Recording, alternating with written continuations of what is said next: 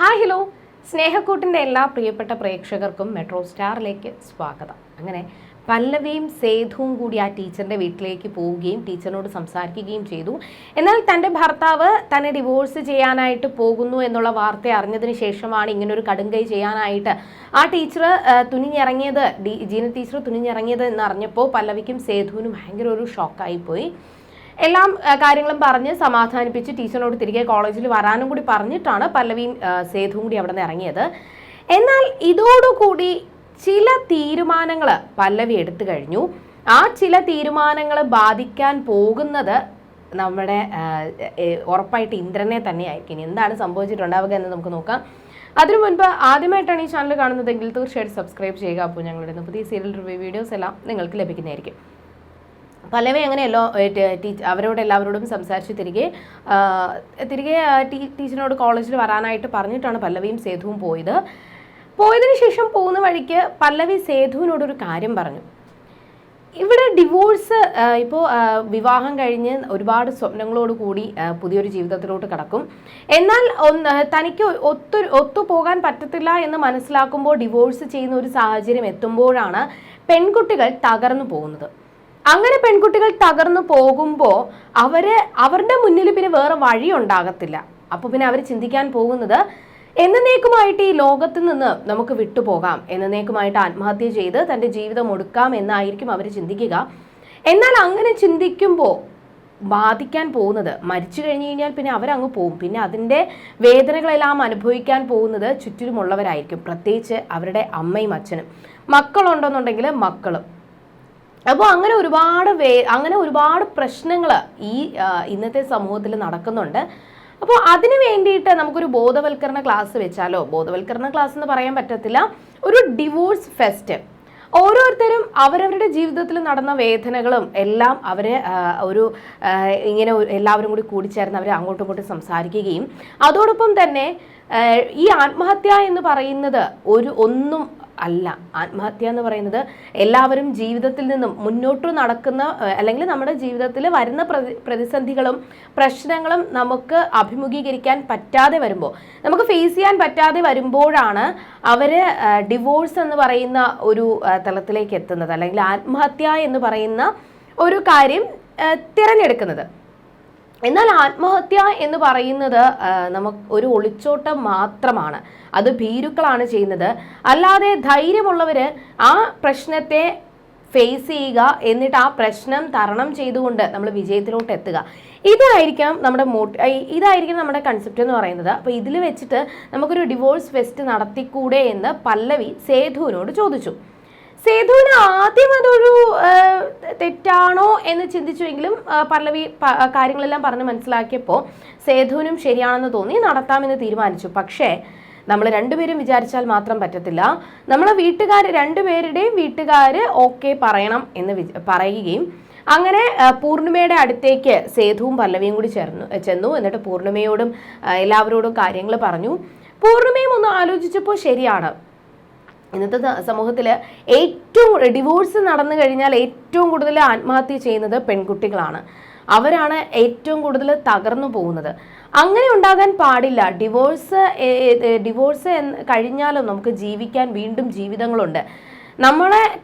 നമ്മുടെ ചുറ്റിനും നമ്മളെ സന്തോഷങ്ങൾ ആഗ്രഹിക്കുന്ന ഒരുപാട് ആൾക്കാരുണ്ട്. അവർക്ക് വേണ്ടിയിട്ട് ജീവിക്കണം എന്നൊരു ധൈര്യം കൊടുക്കണം. അതിനു വേണ്ടിയിട്ട് ഈ ഒരു ഫെസ്റ്റ് നല്ലതാണെന്ന് പൂർണിമയും പറഞ്ഞു. അങ്ങനെ പല്ലവിക്കും സേതുവിനും നല്ല സപ്പോർട്ടൊക്കെ കൊടുത്തു. അടുത്തത് ഇനി പല്ലവിയുടെ വീട്ടിലാണ്. പല്ലവിയുടെ വീട്ടിൽ ചെന്നപ്പോൾ ശോഭ ശരിയാണോ അത് ശരിയല്ല എന്നുള്ളൊരു തീരുമാനത്തിലെത്തി. അത് ഒട്ടും ശരിയായിട്ടുള്ള കാര്യമല്ല. നമ്മൾ അങ്ങനെ ഒരു ഡിവോഴ്സ് ഫെസ്റ്റ് നടത്തി കഴിഞ്ഞാൽ ഇപ്പോൾ ഇന്ദ്രൻ്റെ കുടുംബത്തെയും തകർക്കാൻ വേണ്ടിയിട്ട്, അല്ലെങ്കിൽ ഇന്ദ്രൻ്റെ കുടുംബത്തെയും നാണം കെടുത്താൻ വേണ്ടിയിട്ട് ചെയ്യുന്നതാണ് എന്ന് പറഞ്ഞുകൊണ്ട് അവർ തന്നെ എന്തെങ്കിലുമൊക്കെ പ്രശ്നങ്ങൾ ഉണ്ടാക്കിയാലോ എന്ന് ശോഭ ഒന്ന് പേടിച്ചു. എന്നാൽ പല്ലവി കാര്യങ്ങൾ പറഞ്ഞ് മനസ്സിലാക്കി. മാത്രമല്ല, അച്ഛനെ ഞാൻ വിളിച്ച് സംസാരിച്ചിട്ടുണ്ടായിരുന്നു. അച്ഛനും ഓക്കെ പറഞ്ഞു. അമ്മയോട് അച്ഛൻ സംസാരിക്കാം എന്നാണ് പറഞ്ഞത്. ഇത് എന്തുകൊണ്ടും ശരിയാണ് അമ്മേ.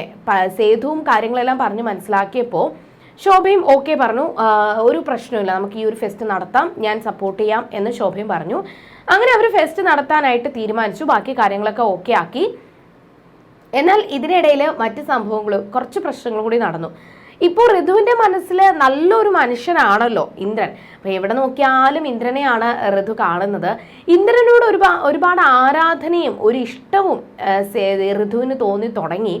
അങ്ങനെ ഋതുവോട് നിൽക്കുന്ന സമയത്ത് അവിടെ ഒരാൾ ഇരുന്ന് ധ്യാനം ചെയ്യുവാണ്. നോക്കുമ്പോൾ അത് സത്യം പറഞ്ഞു കഴിഞ്ഞാൽ ഇന്ദ്രനാണെന്ന് പോലും ഋതുവിന് തോന്നിപ്പോയി. അങ്ങനെ അയാളെ തന്നെ ഇങ്ങനെ നോക്കി ഇങ്ങനെ നിൽക്കുന്ന സമയത്ത് ഇന്ദ്രൻ അടുത്ത് വന്ന് നിന്ന് സംസാരിക്കുമ്പോഴാണ് ഋതുവിന് മനസ്സിലായത് തനിക്ക് തെറ്റുപറ്റി പോയതാണ്, അത് ഇന്ദ്രനല്ല, പകരം അത് വേറെ ആരോ ആണെന്ന് ഋതുവിന് മനസ്സിലായത്. അങ്ങനെ ഋതു ഇന്ദ്രനോട് സംസാരിക്കുന്നതിൻ്റെ ഇടയിൽ ഒരു അച്ഛനും മകളും വന്നിരുന്നുവെന്നും അങ്ങനെ അവർക്ക് കരൾ മാറ്റിവെക്കാനായിട്ട് ആ കുട്ടിയുടെ ഓപ്പറേഷന് വേണ്ടിയിട്ട് ഇന്ദ്രൻ പൈസ കൊടുത്ത കാര്യങ്ങളൊക്കെ പറഞ്ഞിട്ടുണ്ടായിരുന്നു. അപ്പോൾ നിങ്ങൾ ഒരുപാട് പൈസ ദാനം ചെയ്യുന്ന ആളാണല്ലേ, ഒരുപാട് കാരുണ്യ പ്രവർത്തനങ്ങളൊക്കെ ചെയ്യുന്ന ആളാണല്ലേ എന്ന് ഇന്ദ്രനോട് ചോദിച്ചു.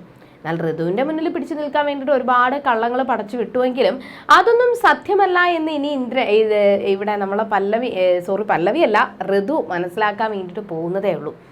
ഇന്ദ്രൻ പറഞ്ഞ കാര്യങ്ങളെല്ലാം ഋതു അതേപോലെ മനസ്സിലാക്കി സത്യമാണെന്ന് വിചാരിക്കുകയും ആ കുട്ടി കൊണ്ടുതന്ന ഒരു സമ്മാനം ഇന്ദ്രന് കൊടുക്കാൻ വേണ്ടിയിട്ട് ശ്രമിക്കുമ്പോൾ, ഞാൻ ഇങ്ങനത്തെ സമ്മാനങ്ങളൊന്നും വാങ്ങാറില്ല, വലത് കൈ ചെയ്യുന്നത് ഇടത് കൈ അറിയാൻ പാടില്ല എന്നുള്ളൊരു പോളിസിയാണ് തൻ്റേത്, അപ്പോൾ ഞാനിങ്ങനെ ഗിഫ്റ്റൊന്നും സ്വീകരിക്കാറില്ല എന്നാണ് ഇന്ദ്രൻ പറഞ്ഞത്.